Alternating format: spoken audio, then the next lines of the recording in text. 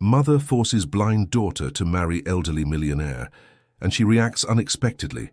Emily Parker sighed in despair as her mother picked out the most expensive wedding dress in the boutique. Though she couldn't see the dress, she could feel the weight of the imported fabric and imagine the astronomical price her future husband, a man she had never seen and never would pay for it. "Mr. Richard Thompson is the best match in Boston, dear. He's 70. But his fortune can give us the life we've always deserved," said Karen Parker, adjusting the dress on her daughter's slender frame. "Besides, you'll never find anyone willing to marry a girl in your condition." Emily, blind since birth, swallowed her mother's cruel words. At 25, she was used to how Karen treated her, more like a burden than a daughter. Ever since her father had passed 5 years, ergo leaving nothing but debt, their relationship had completely deteriorated. "Mom, I don't even know this man well.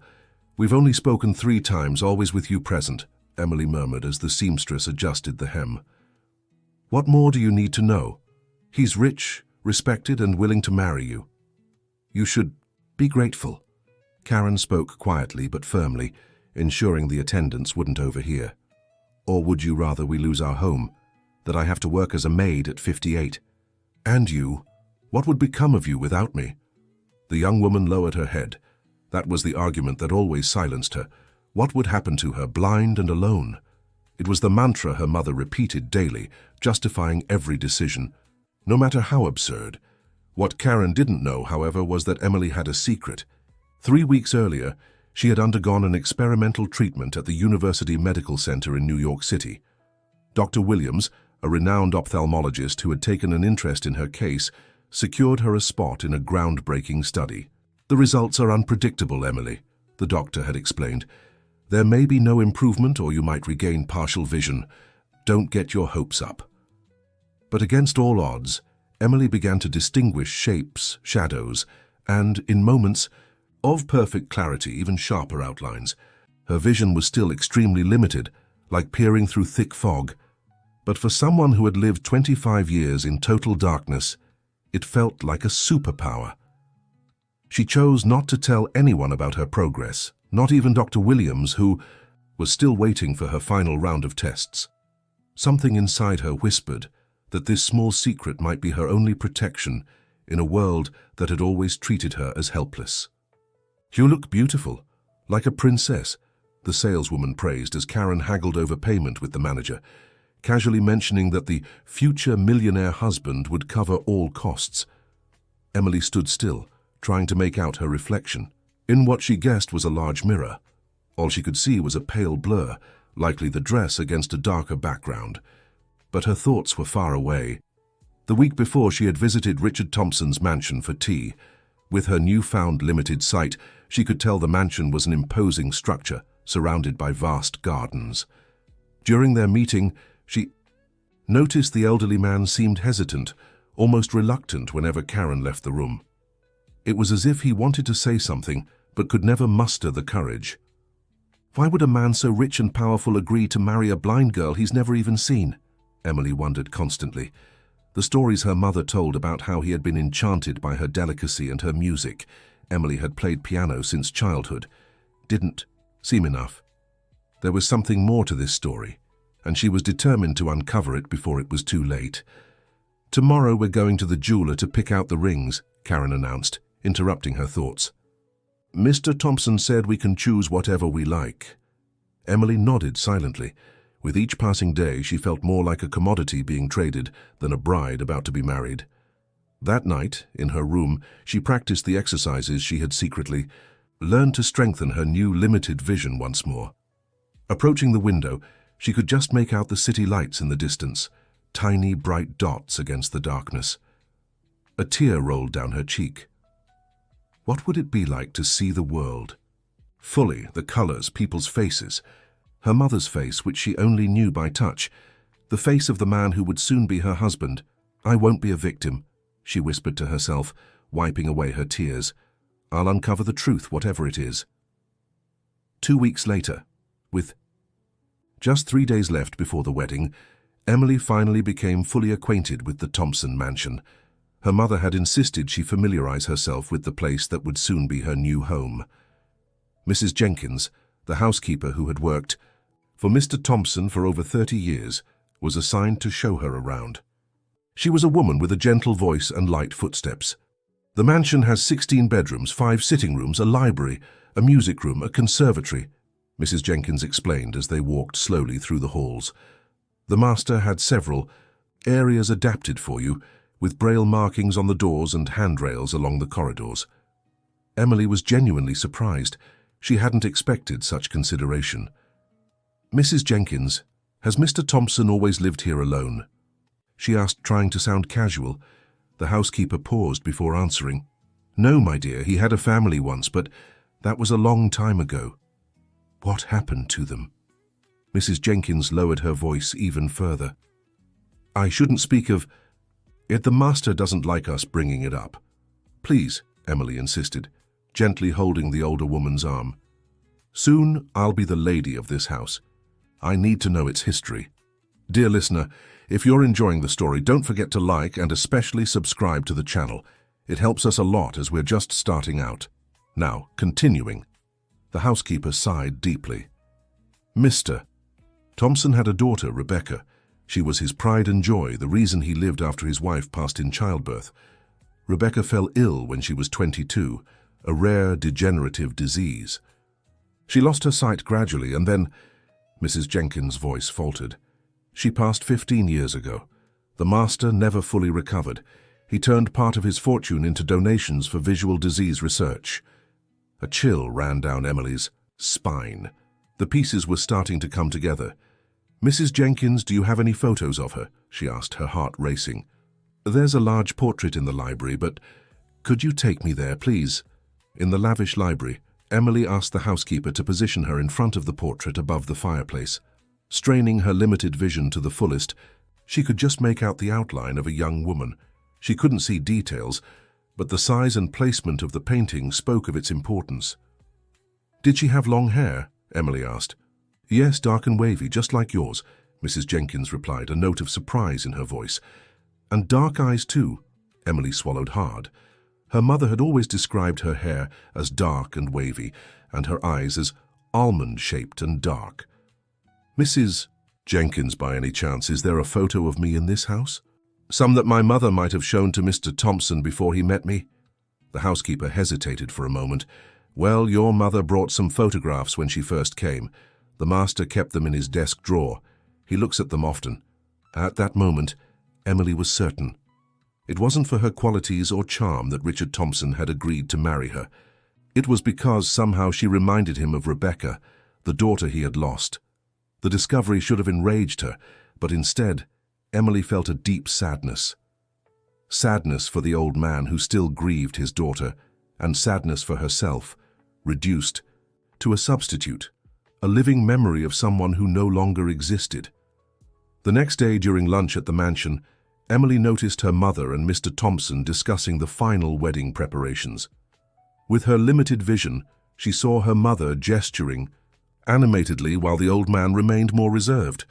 "I've already arranged everything for the honeymoon in Miami Beach," Karen said with exaggerated enthusiasm. Emily has always dreamed of seeing the ocean. It was a lie. Emily had never expressed such a wish. In truth, the idea of being in an unfamiliar place with unpredictable waves and no familiar tactile references had always frightened her. "Wouldn't it be better to ask Emily what she prefers?" Mr. Thompson suggested, his voice weary. Emily nearly dropped her fork. It was the first time anyone had considered her opinion since this marriage arrangement had begun. "Emily doesn't know what's best for her," Karen quickly retorted. "Trust me, I know my daughter." The silence that followed was heavy. Emily sensed the old man watching her and forced herself to keep a neutral expression as if she couldn't see a thing. After lunch, when Karen stepped away to make a phone call, Emily felt someone approach. It was Mr. Thompson. "Emily, may I give you a gift?" he asked gently. "Of course, Mr. Thompson," she replied, maintaining her role as the obedient bride. He placed something in her hands. By touch, Emily recognized a velvet box. "These are pearls that have belonged to my family for generations," he explained. "I'd like you to wear them on our wedding day." Emily opened the box and lightly touched the necklace. "They're beautiful, from what I can feel," she said, genuinely impressed by the smooth texture of the pearls. "Thank you for your kindness." What Mr. Thompson didn't know was that Emily had noticed when he deliberately let something fall to the floor as he handed her the gift. With her limited vision, she made out a small rectangular object, what looked like a photograph, sliding from his pocket onto the rug. When the old man walked away, Emily discreetly bent down and picked up the photo. She couldn't see the details, but she kept it with her, determined to find out what it was that Mr. Thompson carried so close to his heart. Later, in her temporary room at the mansion, Emily waited for the moment when the afternoon sunlight streamed directly through the window, the time of day when her limited vision worked best. She held the photograph up to the light and strained her partially recovered eyes. It was a young woman with dark hair smiling at the camera. The details were impossible to make out clearly, but something about her posture and the outline of her face felt strangely familiar. Emily tucked the photo under her pillow with a growing sense of unease. There were too many coincidences to ignore. The next morning, while her mother was busy with the florist, Emily sought out Mrs. Jenkins again. "Mrs. Jenkins, you've worked here a long time. You know all the secrets of this house, don't you?" Emily asked, knowing a direct approach would be most effective. The housekeeper seemed to hesitate. "What do you want to know, young lady?" "The truth about this marriage," Emily replied firmly. "Why does Mr. Thompson really want to marry me?" Mrs. Jenkins sighed deeply. "It's not my place to say. Please, in 2 days, I'll be his wife. I deserve to know." The housekeeper paused for a long moment before answering. "Mr. Thompson is very ill, Emily. Advanced stage cancer. The doctors have given him a year at most." Emily felt the ground vanish beneath her feet. "Ill, but does my mother know about this?" "Your mother knows," Mrs. Jenkins said, bitterness in her voice. "It was the first thing he told her when she showed up proposing this marriage. She proposed the marriage." Emily could barely form the words, she was so shocked.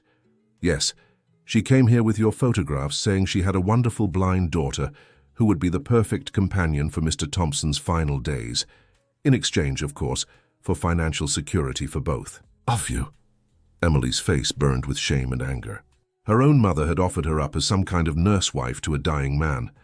"And why did he accept?" Mrs. Jenkins hesitated again, but finally answered, "When he saw your photo, the resemblance to Rebecca struck him. It's not exact, but there's something in your face, your smile, and the fact that you're blind like Rebecca was in her final years." Hot tears rolled down Emily's face. "So that's it. I'm just a ghost, a living reminder of someone he lost." "It's not that simple," Mrs. Jenkins said gently. "At first, maybe, but he's grown genuinely fond of you these past weeks. Your kindness, your music. You've brought light to this gloomy house." Emily wiped her tears. "And my mother, she knows about his condition, and still, your mother is negotiating properties and investments, as if the funeral's already happened." Mrs. Jenkins replied, not hiding her disdain. "I saw the papers she left in the living room. Plans for after he is no longer here." A mix of nausea and determination swelled inside Emily. Now it all made sense. Her mother wasn't just selling her into a marriage of convenience.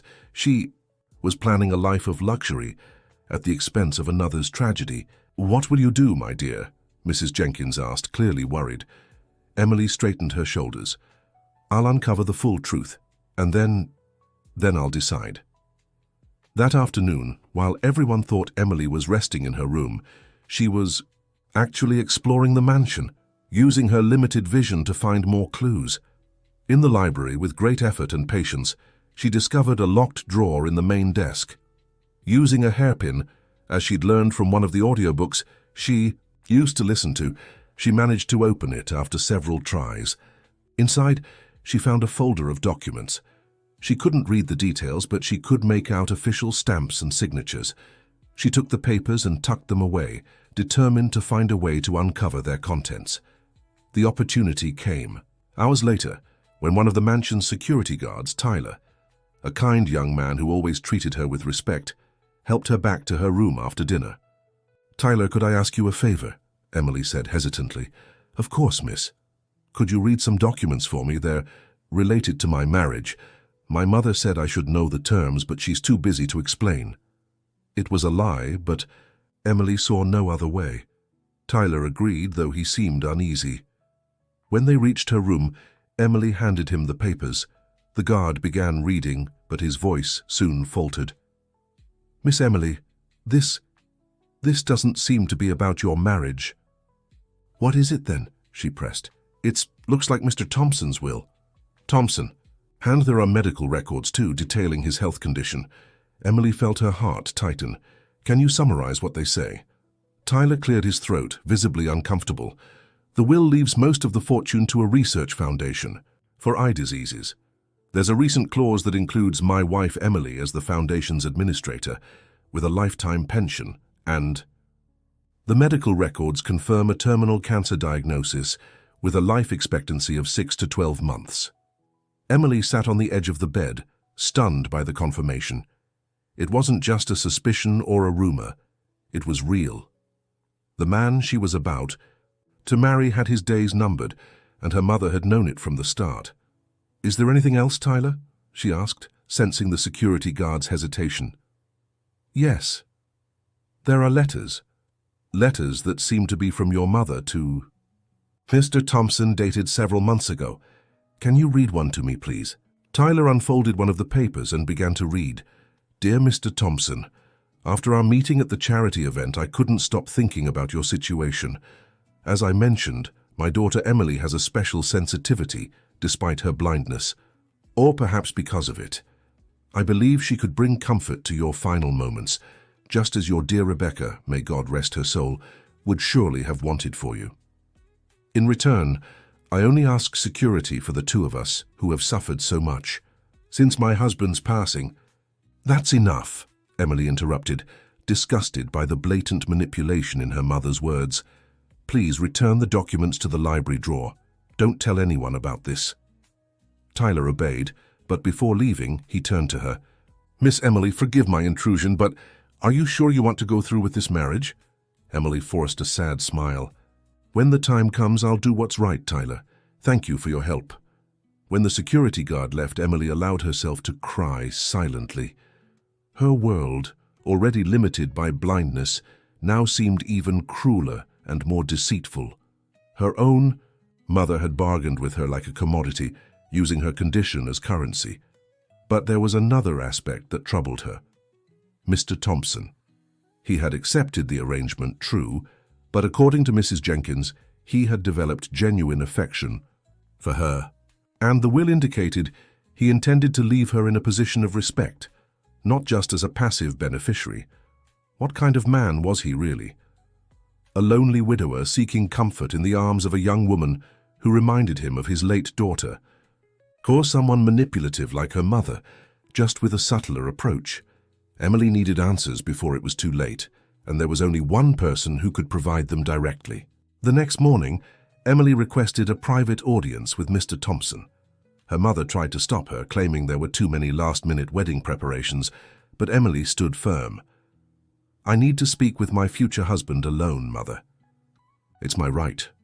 Reluctantly, Karen allowed the meeting, but not without whispering in her ear first. "Don't ruin everything now, Emily. We're so close to getting everything we've always dreamed of." Emily ignored the comment. In Mr. Thompson's private office, she caught the scent of aged wood and books. With her limited vision, she made out the silhouette of the elderly man seated behind a large desk. "Thank you for seeing me, Mr. Thompson," she began, maintaining the pretense of her total blindness. "Please, Emily, call me Richard. After all, we'll soon be husband and wife." His voice sounded tired but kind. Emily took a deep breath before speaking. "We need to talk about our marriage, about the real reasons behind it." There was a silence, and Emily sensed the old man shifting uncomfortably in his chair. "I'm not sure what you mean," he replied cautiously. "I know you're sick," declared Emily, deciding to be direct. "I know the doctors gave you a year to live, at most." Richard Thompson remained silent for several seconds before responding. "How did you find out? Does it matter? The fact is, I know. Just as I know my mother is also aware and was the one who proposed this marriage." The elderly man sighed deeply. "Emily, I also know about Rebecca," she continued, determined to lay all her cards on the table. I know I look like your daughter and that it influenced your decision to accept this arrangement. Richard struggled to his feet, and Emily heard his slow footsteps approaching. He stopped in front of her. "You're a very perceptive young woman, Emily," he said with a note of admiration. "Yes, it's true. When your mother showed me your photograph, the resemblance to my Rebecca moved me deeply. And yes, I'm dying. It's not something I hide, though your mother seems to prefer not to mention it." "Why did you agree to marry me?" Emily asked, her voice trembling. "Just because of the resemblance? Just to have a replacement for your daughter in your final days?" "At first, maybe that was it," he admitted with surprising honesty. I am lonely, and the cancer makes that loneliness even harder to bear. But after meeting you, Emily, my motivation changed." "How so?" "You're not Rebecca. You're a completely different person. Your kindness, your dignity in the face of hardship, your music, you brought life back into this dead house. And if I may say so, I quickly realized your relationship with your mother isn't healthy." Emily felt tears forming in her eyes. "She sold me to you like a commodity." "And I was willing to buy," Richard replied, sadness in his voice. "We're not so different, she and I, both trying to use you for our own selfish purposes." "What's your real purpose, then?" Emily pressed. "What do you expect from this marriage?" Richard hesitated before answering. "Company. Someone to share my last days with. Someone to entrust with Rebecca's legacy. The foundation I created in her name for visual disease research. And yes, I admit, someone who would remind me of her, even just a little." The man's honesty was disarming. Emily hadn't expected such frankness. "And what does my mother get out of this, besides the obvious financial support?" "Your mother negotiated very well," Richard replied with a hint of irony. "A house in her name, a lifetime pension, jewelry, investments. Everything is already signed and guaranteed, no matter how long I live after the wedding." Emily felt as if she'd been punched in the gut. Her mother had literally sold her daughter in exchange for material wealth, with the added advantage that the buyer wouldn't live long to enjoy the purchase. "And what do I get out of this?" Emily asked, surprised by the bitterness in her own voice.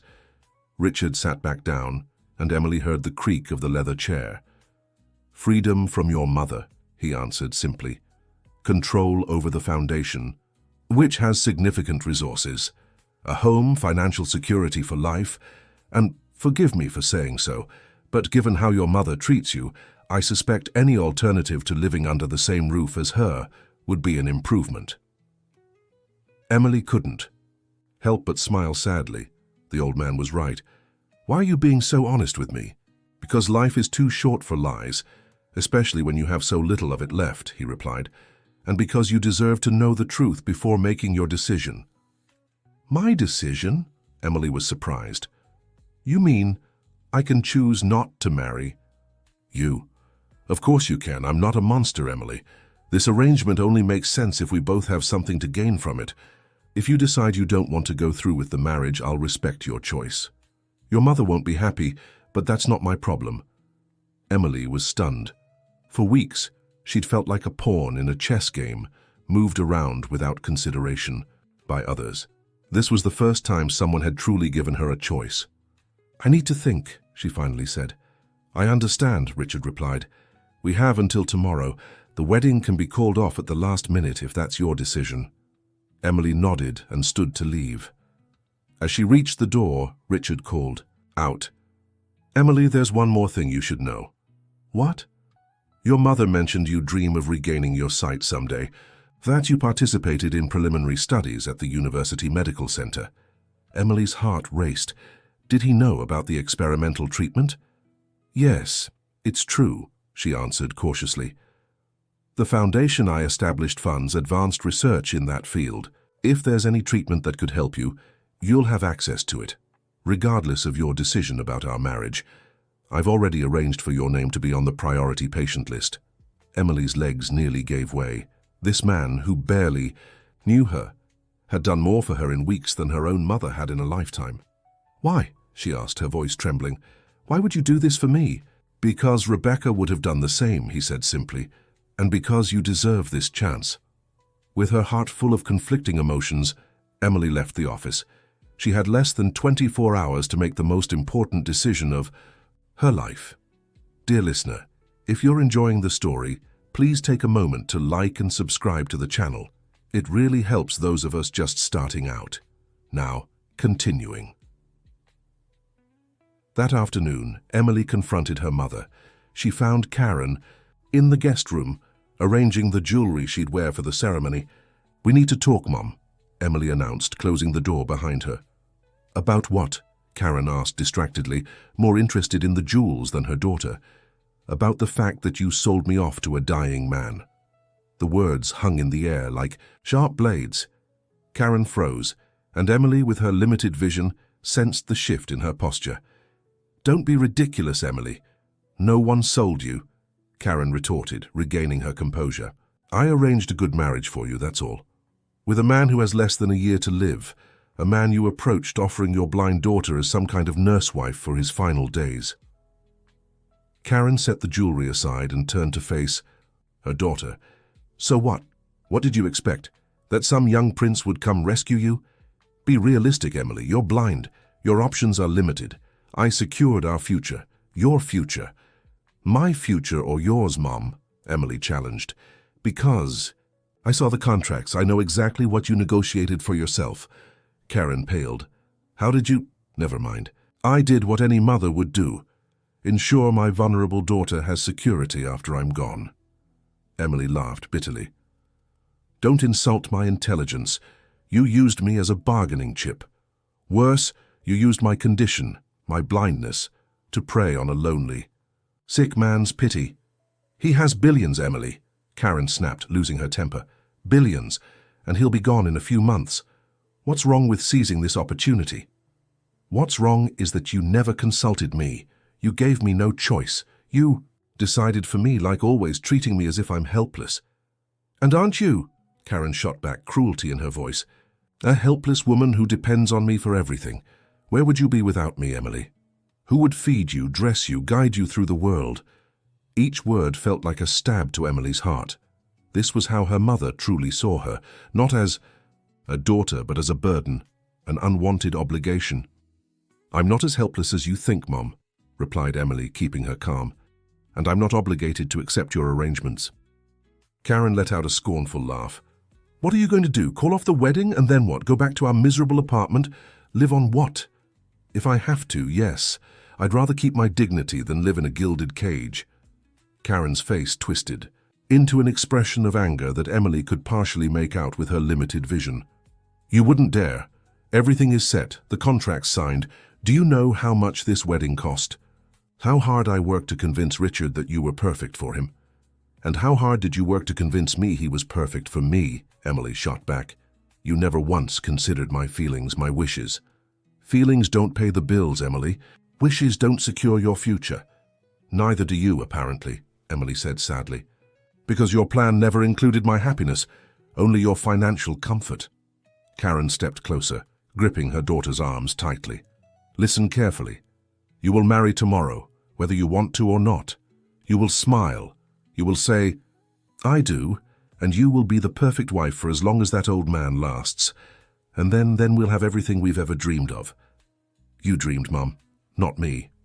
With a firm motion, Emily pulled free from her mother's grasp and headed for the door. "Where do you think you're going?" Karen shouted. "To think, to decide my own future for the first time in my life. If you walk out that door, Emily, I swear—" "Swear what, Mom? You'll disown me." Emily smiled sadly. "You can't disown someone who never had anything to begin with." With those words, she left, leaving Karen furious and stunned. Emily wandered through the mansion's gardens, finding a bench beneath a large tree that provided pleasant shade. With her limited vision, she could make out the shapes of flowers and the gentle sway of branches in the wind. It was a world of outlines and shadows, but still infinitely more than the total darkness she had lived in for 25 years. Her thoughts were in turmoil. On one side was her mother, manipulative and selfish, yet still the only family she had. On the other was Richard Thompson, a man who had initially seen her as a replacement for his late daughter, but seemed to offer her more respect and autonomy than her own mother ever had. And then There was a third option. Refuse them both and try to build an independent life. But how? With no resources, extremely limited vision she hadn't even disclosed to anyone, and no experience in the outside world. It would be trading one prison for another, potentially more dangerous one. "Miss Emily," the gentle voice of Mrs. Jenkins interrupted her thoughts. The housekeeper approached, sitting beside her on the bench. "Is everything all right? You seem troubled." Emily sighed. "I'm trying to decide what to do, Mrs. Jenkins, about the wedding, about my life." The elderly woman placed a wrinkled hand over Emily's. "May I offer some advice? Please." "In my 70 years, I've learned that decisions made out of fear rarely lead us anywhere good. Fear of poverty, fear of loneliness, fear of the future. They make us prisoners of circumstances we accept out of desperation." Emily nodded, absorbing the wise words. "Mr. Thompson isn't a perfect man," Mrs. Jenkins continued. "He has his flaws, his regrets, but there's kindness in him, a kindness that pain and loss haven't completely extinguished. And he respects you, Emily, I can see that. And my mother." Mrs. Jenkins hesitated before answering. "Your mother loves you in her own way, but that love is twisted by ambition and fear. She sees you as an extension of herself, not as an independent person with your own desires." Emily felt tears roll down her face. "What should I do then?"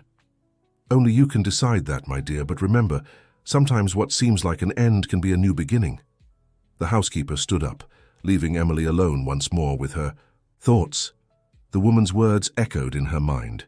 A new beginning. That was what she needed, no matter which path she chose.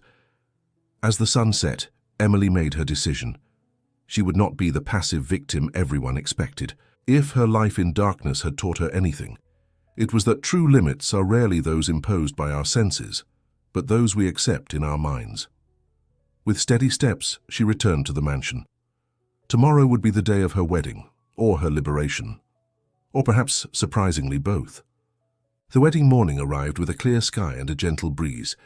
Emily woke early, even before the assistants hired to help with the preparations.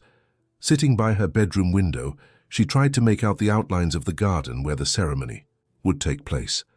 Her mother entered without knocking, already fully dressed and visibly tense. "Good morning, Emily. Ready for your big day?" asked Karen, with false cheer in her voice. "I'm ready for what needs to be done," Emily replied calmly. Karen seemed to interpret this as submission, for her tone relaxed. "Wonderful. The makeup artists and hairstylists will arrive in half an hour. The dress is already prepared. It will be a perfect ceremony." "Mom," Emily called as Karen moved toward the door, "I'd like to make a special request for the ceremony." "What request?" Karen asked, suspicious.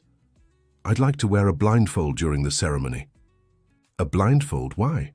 Emily smiled softly. "I want to experience my wedding with all my other senses heightened. The touch of Richard's hands, the scent of the flowers, the sound of the vows, without the distraction of trying to see what I cannot." Karen seemed confused for a moment, but then nodded. "If that's what you want, in fact, it might even add an interesting symbolic touch to the ceremony, I'll arrange for a white silk blindfold to match your dress." "Thank you, Mom," Emily replied, keeping her serene smile. When Karen left, Emily's smile faded. The blindfold request was not a romantic whim, but a crucial part of her plan, one she had devised during her sleepless night after much reflection. The next few hours passed in a blur of activity. Hairstylists, makeup artists, stylists, an army of professionals, transforming Emily into the perfect bride her mother and Richard expected. She let herself be guided passively, saving her energy for the critical moment to come. When she was finally ready, in her silk and lace dress, with Richard's pearl necklace adorning her neck, Karen approached with the white blindfold in hand. "You look beautiful, dear," she said, and for a moment Emily almost believed the sincerity in her voice. "This blindfold will complete the look. The guests will be charmed by the symbolism." Emily allowed her mother to place the blindfold over her eyes, feeling the soft silk against her eyelids. With or without it, her vision remained extremely limited, but the accessory would serve its purpose. "It's time," Karen announced, holding her daughter's arm. "Richard is waiting at the altar. Remember what we rehearsed? Smile, keep your head high, Recite the vows clearly." Emily nodded silently. She let herself be guided through the mansion's halls to the garden, where the wedding march began to play. The rich scent of roses and lilies filled her senses, mingling with the expensive perfumes of the guests, businessmen, politicians, and socialites who had come to witness the peculiar wedding of the old billionaire. With slow, measured steps, Emily moved down the makeshift aisle between the chairs. Her mother guided her, holding her arm with unnecessary firmness, as if fearing her daughter might flee at any moment. When they reached the altar, Emily felt Richard's presence beside her. Even with her extremely limited vision and beneath the blindfold, she could make out the outline of his tall, slender frame in a light suit. The officiant began the ceremony with solemn words about love, commitment, and mutual support, concepts that seemed almost ironic under the circumstances. Emily listened intently, counting the moments until the time came for her to act. "Before we proceed with the vows," Emily interrupted gently when the officiant paused, "I'd like to say a few words." A murmur rippled through the guests. This wasn't part of Karen's carefully planned script, and she quickly tried to intervene. "Emily, sweetheart, we can save the speeches for the reception." "No, Mom," Emily replied firmly. "I need to speak now." Before Karen could protest again, Emily stepped forward and turned to face the guests. With slow, deliberate movements, she raised her hands to the blindfold covering her eyes. "For 25 years, I lived in complete darkness," she began, her clear voice echoing through the silent garden. "I learned to navigate the world through my other senses, relying on the people around me to guide me, to tell me what was real and what wasn't." Her fingers brushed the edge of the blindfold. "But recently I discovered we can't always trust what we're told," she continued. "Sometimes those who should protect us are the ones who hurt us the most. Sometimes the truth is hidden behind a curtain of convenience and manipulation." With a gentle motion, Emily removed the blindfold, revealing her eyes. A collective gasp swept through the crowd. "3 weeks ago, I underwent an experimental treatment at the University Medical Center in New York City," she announced, feeling the shock of her revelation ripple through the audience. "The treatment gave me extremely limited vision. I can distinguish shapes, lights, movements, enough to begin seeing the world for myself, a world very different from the one described to me." Karen stepped forward, her face twisted in a mix of shock and anger. "Emily, what are you doing?" "I'm choosing my own path, Mom," Emily replied calmly, "for the first time in my life." Turning to Richard, Emily met his gaze. Even with her limited sight, she could see the elderly man didn't look furious or betrayed, but intrigued, perhaps even impressed. "Mr. Thompson," she began. "Richard, over the past few weeks, I've learned a lot about you, about your kindness, your pain, your loneliness. I've learned you agreed to this arranged marriage partly because you saw in me an echo of your lost daughter, and partly because you're seeking companionship in your final days." Richard didn't respond, but his gaze remained fixed on her, attentive to every word. "I've also learned about the Rebecca Thompson Foundation for Visual Disease Research, how you turned your personal tragedy into hope for thousands of people who, like me, live in darkness." Emily stepped closer to the elderly man, taking his wrinkled hands in hers. "I can't marry you under false pretenses. I can't be a substitute for your daughter or a hired nurse for your final days, but—" She paused, gathering courage for her proposal. "But I can offer something different, a partnership. I can work alongside you at the foundation, contributing my experience as someone who's lived with visual impairment. I can be a friend in your remaining days, not out of obligation or contract, but by choice and mutual respect." The old man's eyes glistened with what seemed to be unshed tears. "And your mother?" he asked softly, just for Emily to hear. Emily looked at Karen, who seemed on the verge of crumbling at the possibility of losing everything she had so meticulously planned. "My mother needs help," Emily replied honestly. "Not money or jewels, but support to rebuild her life on more honest grounds. If we can offer her that instead of feeding her greed, there might be hope for all three of us." Richard remained silent for several long seconds. The guests watched bewildered as the unexpected drama unfolded before them. Finally, the elderly man nodded slowly. "Emily Parker," he said, his voice firm enough for all to hear. "You are an extraordinary woman, far more than I thought when I agreed to this arrangement. Your proposal honors me more than a marriage of convenience ever could."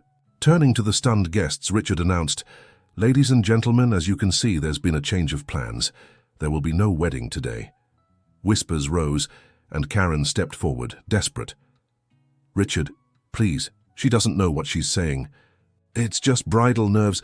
"On the contrary, Karen," Richard interrupted with a coldness that immediately silenced her. "Your daughter knows exactly what she's saying, and for the first time since I've known her, I have the privilege of hearing her true words, not the ones you put in her mouth." Turning back to Emily, the elderly man continued, "I accept your proposal, Emily, a partnership built on respect and shared purpose. And as for your mother," Richard faced Karen, who seemed to have aged 10 years in the last few minutes, "I won't revoke what I've already promised. You'll have your home and a pension sufficient to live with dignity, but none of the extras you so greedily negotiated. The jewels, the cars, the investments. Those resources will be better used by the foundation." Karen looked ready to protest, but something in Richard's gaze stopped her. "And one last thing," he added. "The house I'm giving you is 2 blocks from the most respected family therapy center in the country. Your stay there is guaranteed for as long as necessary. I strongly suggest you take advantage of this opportunity." Emily stepped closer to her mother, who now seemed small and defeated. "Mom," she said gently, "I'm not abandoning you.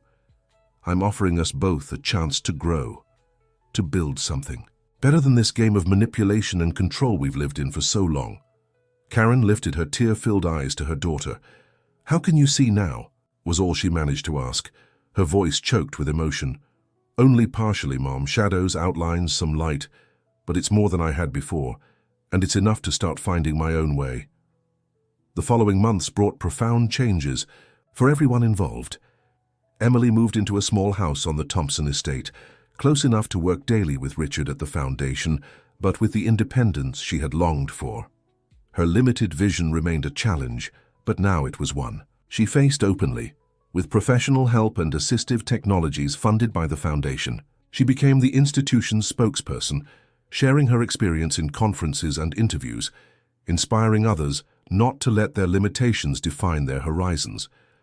Karen, after initial resistance, began attending therapy sessions. The first months were difficult. Decades of manipulative behavior don't unravel easily, but gradually, with Emily's steady support, she began confronting the fears and insecurities that had fueled her greed and control. As for Richard Thompson, the doctors had given him a year to live, but they'd apparently forgotten to consult the patient himself on the matter. 16 months after the non-wedding, as he jokingly called the event, he was still alive and reasonably well, considering the circumstances. "Its renewed purpose," he explained to Emily during one of their daily sessions in the library, where they worked on the foundation's projects. "For years after Rebecca's passing, I merely existed. Now I have a reason to live each day to the fullest." On a particularly meaningful afternoon, when the foundation had just approved funding for a new phase of research on the treatment that had given Emily partial vision, Richard made an unusual request. "Emily, I'd like you to come with me to the garden. There's something I want to show you." In the backyard garden, in a more secluded area, Richard led Emily to a small marble bench beneath a leafy tree. There, he pointed to a bronze plaque fixed to the trunk. "Can you read what it says?" he asked gently.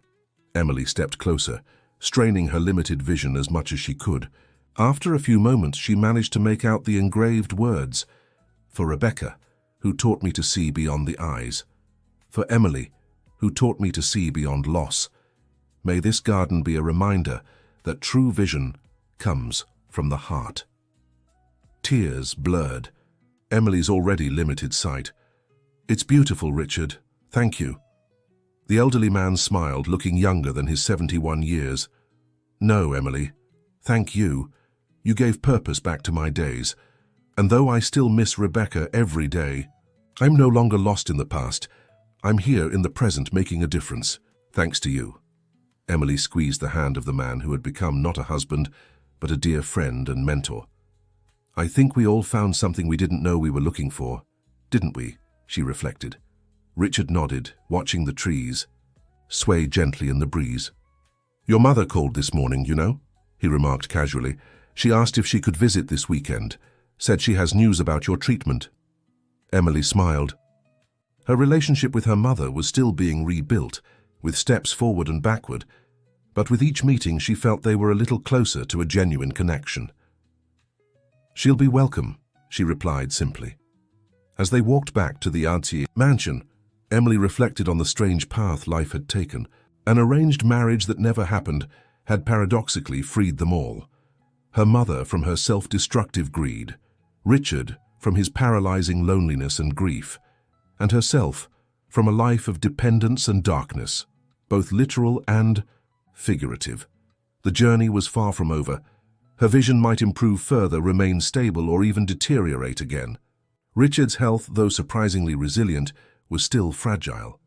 Her mother's recovery would take years of conscious effort, but for the first time in her life, Emily faced the future, not with fear, but with hope. There was no need for a blindfold to sharpen her other senses.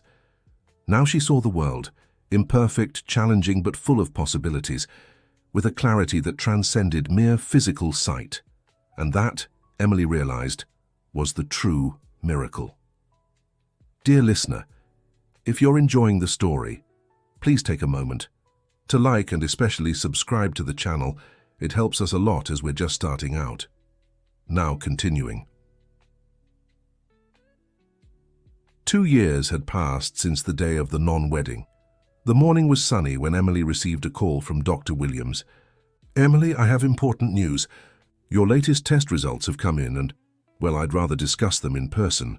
Can you come to the hospital tomorrow? A chill ran through her. Over the past months, her limited vision had remained stable, neither improving nor worsening. Could it be that... Of course, doctor, I'll be there at 10 a.m. When she hung up, she noticed Richard watching her from the office door. Despite the chemotherapy and all the grim prognoses, he was still alive, though visibly frailer. News from the doctor? He asked with the sharpness the illness hadn't managed to dull. Yes, he wants to discuss the test results in person. Richard nodded understandingly. Would you like me to come with you? Emily smiled, touched by the offer. That's not necessary. We've already drained too much of your energy this week with the Foundation's new lab opening. Nonsense, he replied, carefully lowering himself into the nearby armchair. I've never felt more alive than in these past 2 years. It was true. Despite his advanced illness, Richard had found surprising vitality through his work with the Foundation. With every new project, every new patient helped. It was as if he gained extra days of life. Maybe my mother could go with me, Emily suggested. It would be good for her to be part of this moment, whatever the outcome. Richard smiled approvingly. The relationship between Emily and Karen had come a long way. After nearly a year of intensive therapy, Karen had begun recognizing the toxic patterns in her behavior and was actively working to change them. She wasn't perfect.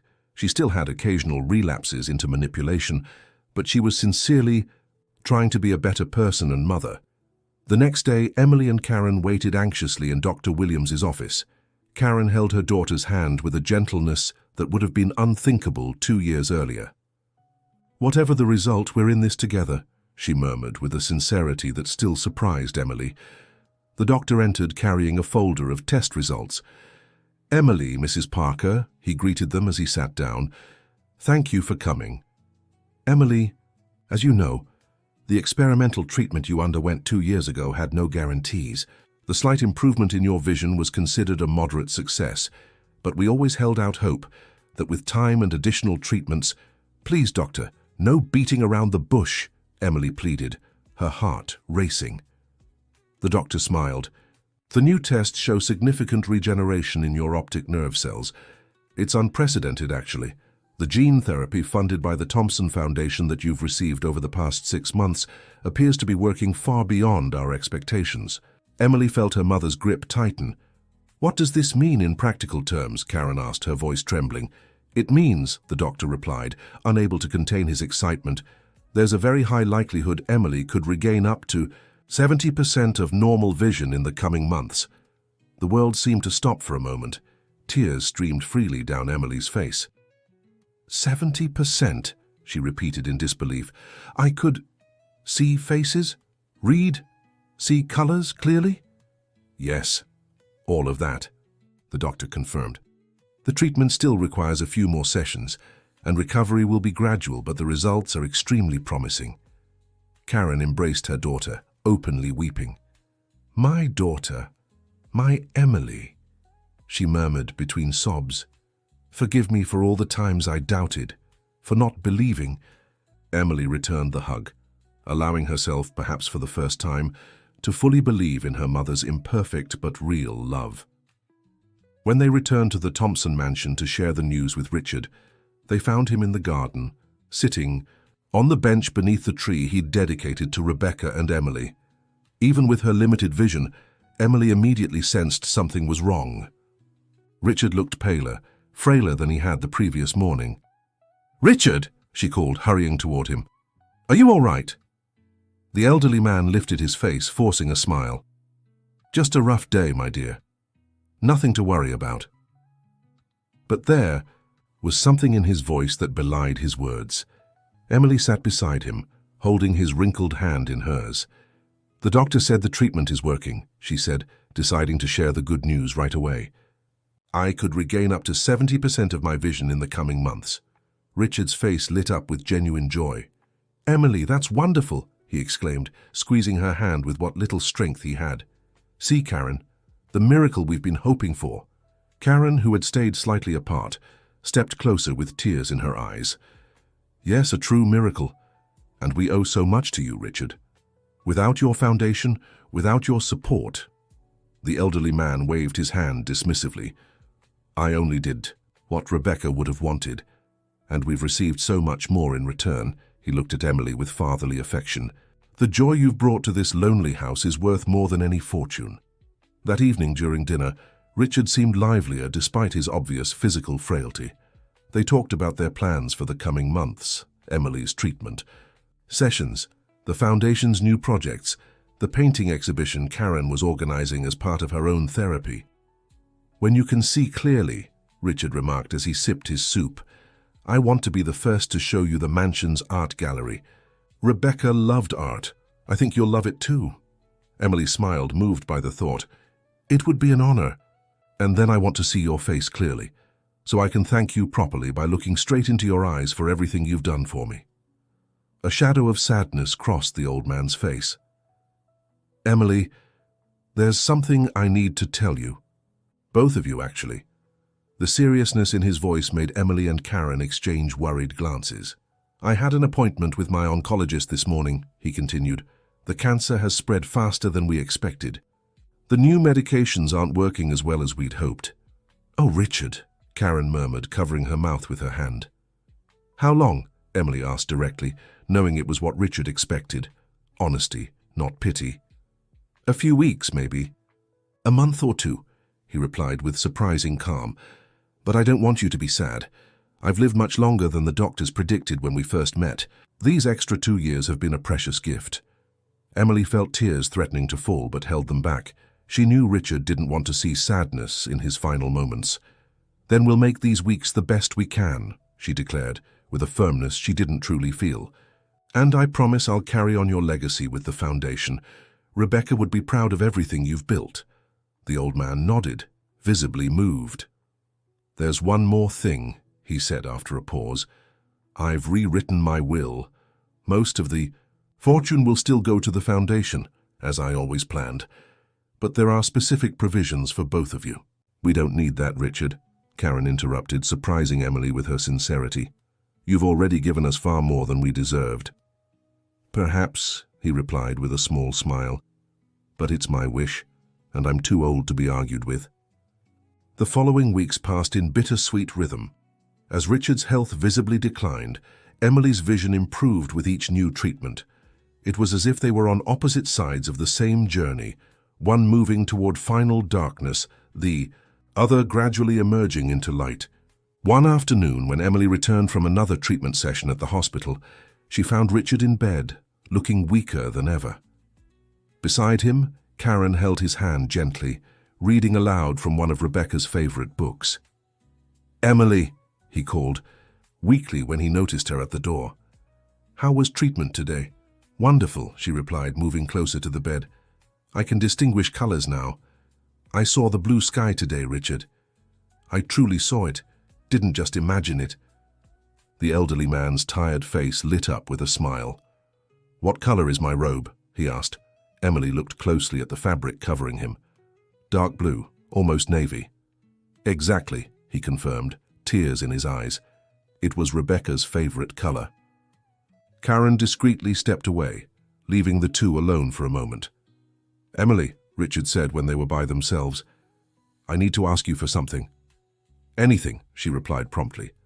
"When I'm gone, I want you to live your life fully, not just for the foundation, not just for Rebecca's legacy or mine, but for yourself." Emily held the elderly man's frail hand. "I promise, Richard, I'll live each day as a gift, seeing the world with the eyes of my heart, even when my physical eyes fail." He nodded, satisfied. "And your mother, keep helping her find her way. She's changing, Emily.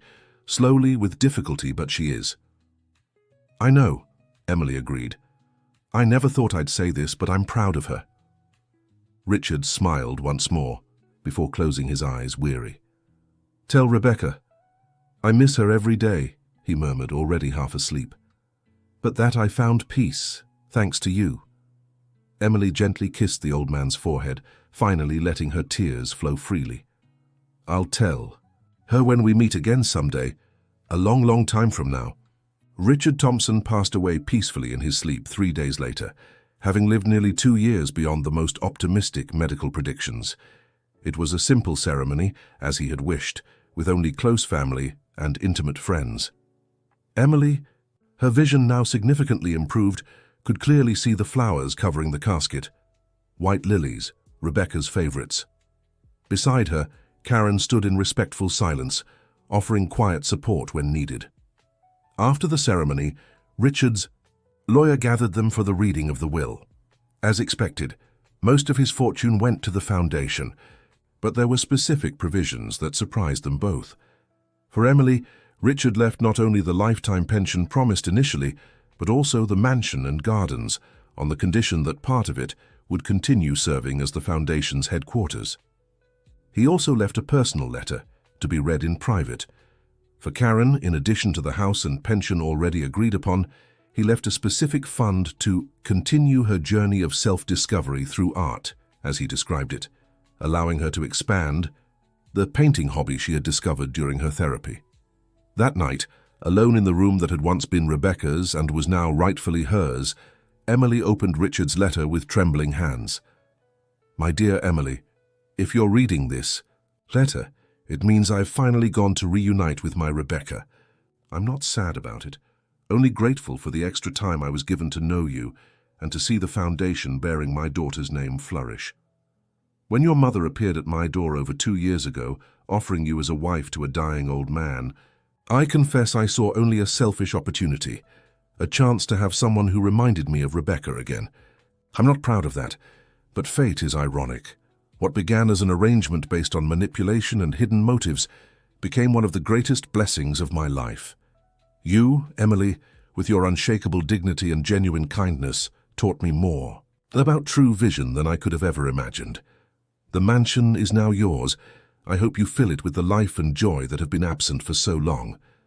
The gardens, especially, deserve someone who can truly see them bloom. As for your mother, be patient with her. True change takes time, and she is trying. Beneath the layers of manipulation and ambition, there's a frightened woman who never learned to love properly. You've been teaching her day after day. Finally, I want you to know that although I first met you seeking a replacement for Rebecca, I ended up finding someone truly unique and extraordinary. You were never a substitute. You were a new beginning. A reminder that love and genuine human connection can exist in the most unlikely circumstances. Live fully, Emily. See the world with all your senses, the physical ones now recovering, and those of the heart that have always been your greatest strength. With paternal love, Richard. Emily's tears fell onto the paper, but they weren't just tears of sadness. They were tears of gratitude, of recognition for the extraordinary path life had taken. A marriage that never happened had, paradoxically, given everyone a second chance. A year had passed since Richard's departure. The Rebecca Thompson Foundation had expanded its operations, now serving patients in 3 U.S. states.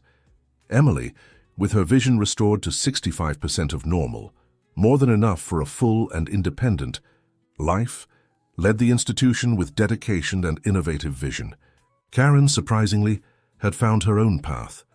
Her paintings, expressing her journey of self-discovery and reconciliation, were beginning to gain recognition in small local galleries. More importantly, she had found a peace within herself she never thought possible.